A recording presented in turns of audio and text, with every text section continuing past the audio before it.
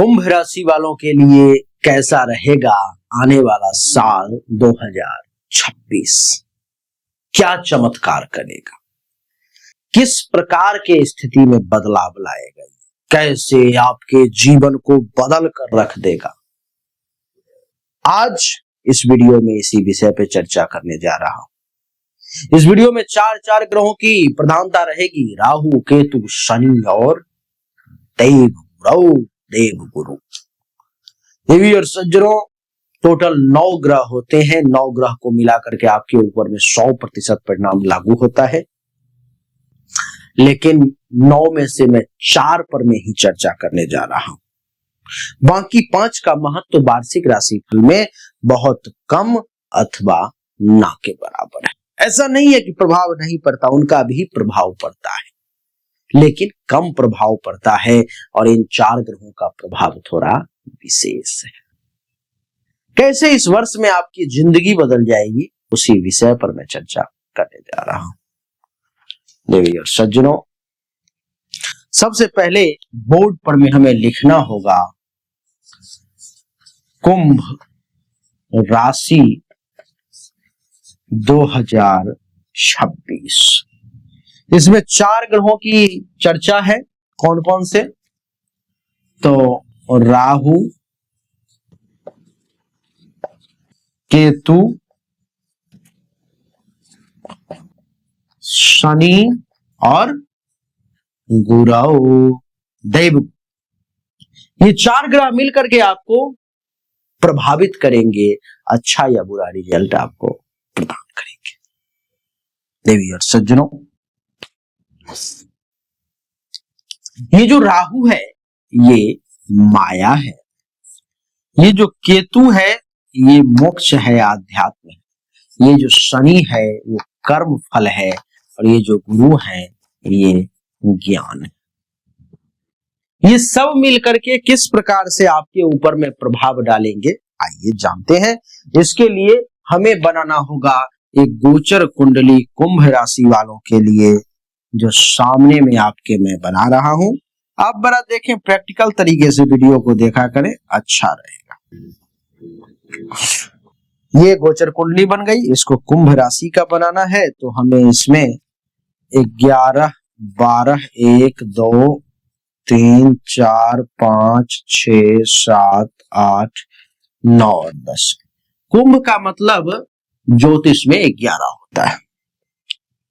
अब ये कुंभ लग्न की कुंडली बन गई, इसको कुंभ राशि की बनाने के लिए हमें कुंडली के प्रथम भाव में यहां पर में चंद्र लिख देना पड़ेगा। अब ये कुंभ राशि की बन गई।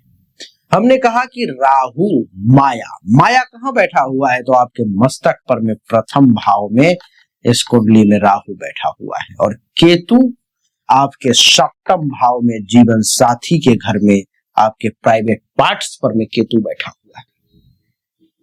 शनि कहां बैठा हुआ है, तो हमने कहा मीन राशि में, अर्थात आपके वाणी में, धन में और आपके मुख पर में शनि बैठा हुआ है।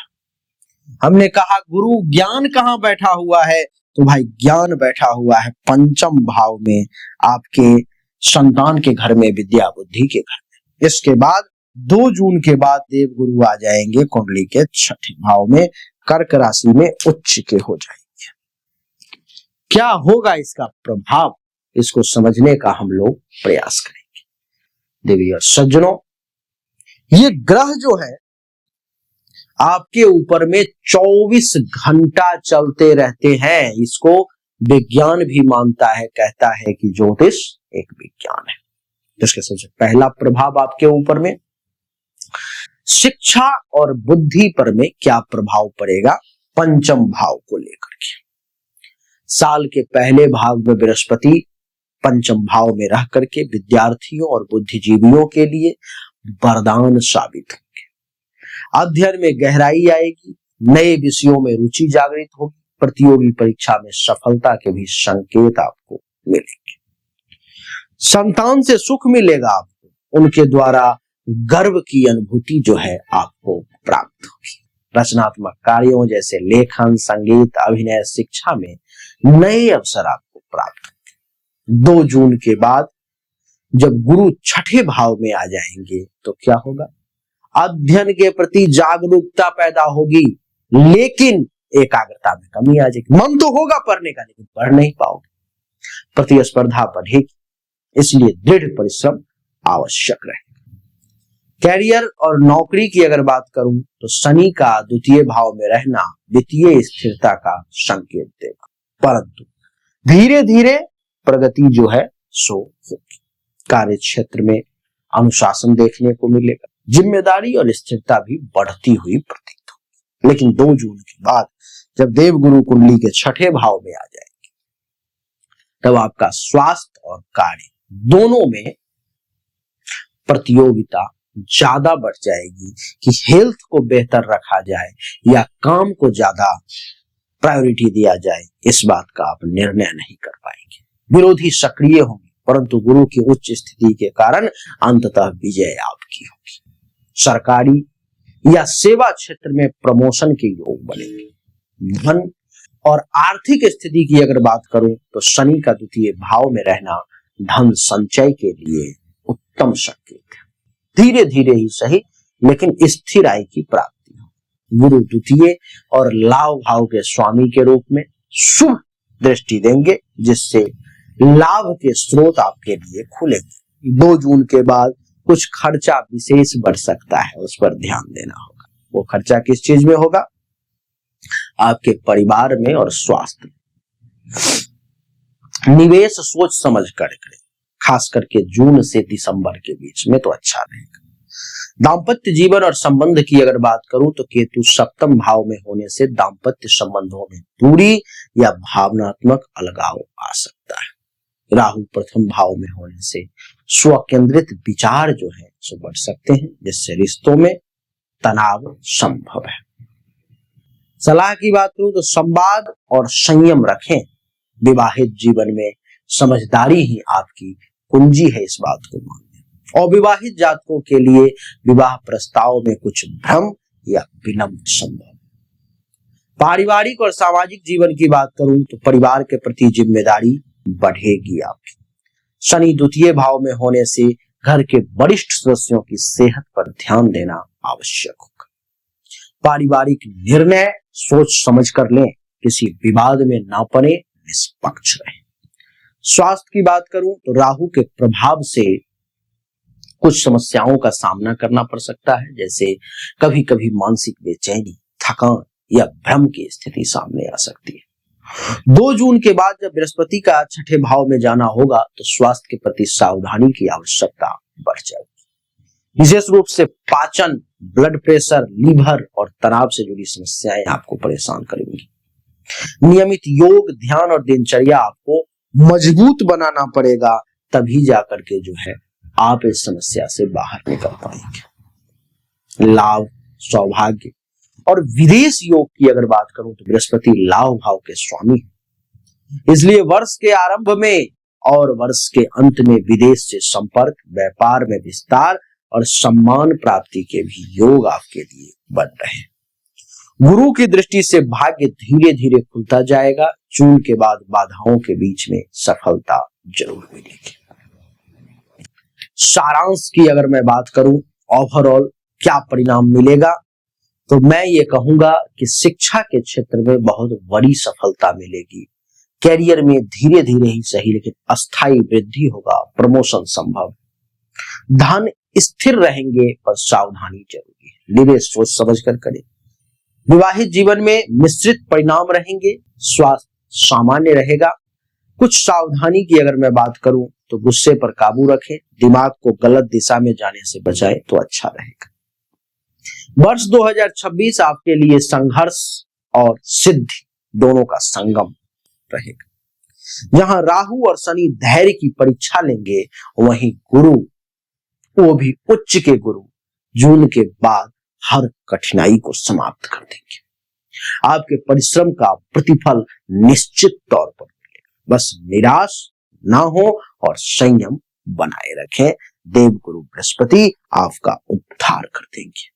राहु क्योंकि मस्तक पर बैठा हुआ है, इसलिए कई बार भ्रम और गलतफहमी पैदा कर सकता है। कई बार आपको लगेगा कि मैं जो ये काम कर रहा हूं ये सही है, हो सकता है वो सही ना हो, क्योंकि राहु मस्तक पर में है तो वो भ्रम पैदा करेगा, सही को गलत, गलत को सही करने की कोशिश कर सकता है। थोड़ा सा सावधानी तो आपको बरतनी पड़ेगी, नहीं बुद्धि लगाएंगे, नहीं सावधानी बरतेंगे तो समस्याएं हो सकती है। केतु सप्तम भाव में है तो जीवन साथी से भी थोड़ा दूरी बनाने का ये प्रयास करेगा।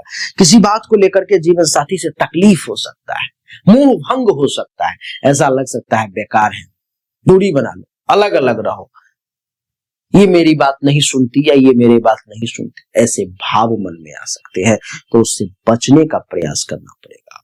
उपाय आपको करना चाहिए, राहु के लिए भगवान शिव को शनिवार के दिन आप काला तिल चढ़ाएं,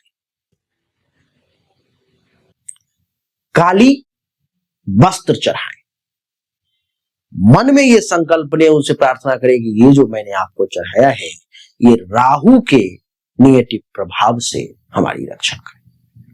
उम्मीद करता हूं आप समझ गए होंगे। वीडियो को लाइक करें, शेयर करें, चैनल को सब्सक्राइब करके इसके बेल आइकन के बटन को दबा दें। राधे राधे, राम राम। हमने अभी तक आपको जो भी जानकारी दी ये 100% सत्य नहीं है। फिर से सुने, 100% सत्य नहीं है, आपने बिल्कुल सही सुना है। ऐसा मैं क्यों कह रहा हूं? क्योंकि अभी तक जो हमने आपको बताया ये एक सामान्य राशि फल है, विशेष नहीं है। विशेष जानकारी, 100% एक्यूरेट जानकारी तो आपको तभी मिल सकती है जब पर्सनली आपके जन्म कुंडली की जांच की जाए, पर्सनली आपके हाथ की रेखा को देखा जाए, तभी तो सिर्फ आपके बारे में सही जानकारी आपको प्राप्त होगी। और जब वो जानकारी प्राप्त होगी तो वो 100% एक्यूरेट होगी। आपको जानना चाहिए, अगर आपको परिश्रम ज्यादा करना पड़ रहा है लेकिन परिणाम नहीं मिल पा रहे हैं, आपको भाग्य का साथ नहीं मिल पा रहा है, जिस पोजीशन पर आपको होना चाहिए उस पोजीशन पर आपसे पहले कोई और पहुंच जा रहा है, इसका अर्थ है कि भाग्य का साथ नहीं मिल रहा है, भाग्य के देवता की स्थिति कुंडली में गलत है, उसको ठीक करने की जरूरत है। दूसरा, अगर आप बहुत परिश्रम कर रहे हो, आमदनी के कई सोर्स को तलाशने की कोशिश कर रहे हो, लेकिन आमदनी बहुत ज्यादा कर नहीं पा रहे हो जितनी इच्छा है, जितनी कोशिश है, तो चेक करने की जरूरत है कि आमदनी के जो देवता हैं उनकी क्या स्थिति है कुंडली में, आखिर आमदनी क्यों नहीं बढ़ पा रही। अगर आप पैसा तो कमा रहे हो लेकिन बचत नहीं कर पा रहे हो, लाख प्रयास करते हो लेकिन फिर भी कितना भी पैसा कमा लूं, कितनी भी कोशिश कर लूं, बचत नहीं हो पा रहा है, तो आपको चेक करने की जरूरत है कि जन्म कुंडली में जो धन धान्य संपत्ति के बचत की देवता है, जो बैंक बैलेंस के देवता है, उनकी क्या स्थिति है, क्यों ऐसा हो पा रहा है। लेकिन इन सब को चेक करने के लिए पर्सनल आपकी जन्म कुंडली की जांच करनी पड़ेगी, तभी जाकर के वो पता लग पाएगा। देवियों सज्जनों, चाहे कोई बीमारी है जो आपको बहुत परेशान कर रहा है, बहुत परेशान कर रहा है, आप ठीक नहीं हो पा रहे हो, चाहे आपका विवाह नहीं हो रहा, वैवाहिक जीवन में अथवा परेशानी आ रही है, मामला तलाक तक पहुंच गया है या विवाह हो ही नहीं पा रहा है, जिस काम को करने की कोशिश कर रहे हो हर काम में रुकावट आ रहा है, जमीन मकान गाड़ी चाह रहे हो लेकिन हो नहीं पा रहा है, तो इन सभी शंकाओं का समाधान जन्म कुंडली देखने के बाद ही मैं आपको दे सकता हूं। उसके लिए सामने दिए गए नंबर पर मैं अपनी जन्म तारीख, जन्म समय, जन्म स्थान, दोनों हाथ के हथेली का फोटो अवश्य भेजें। जो शुल्क है जमा करें, इंतजार करें, आपको जानकारी अवश्य मिलेगी। अच्छा लगा तो वीडियो को लाइक करें, शेयर करें, चैनल को सब्सक्राइब करके इसके बेल आइकन के बटन को दबा दें। राधे राधे, राम राम।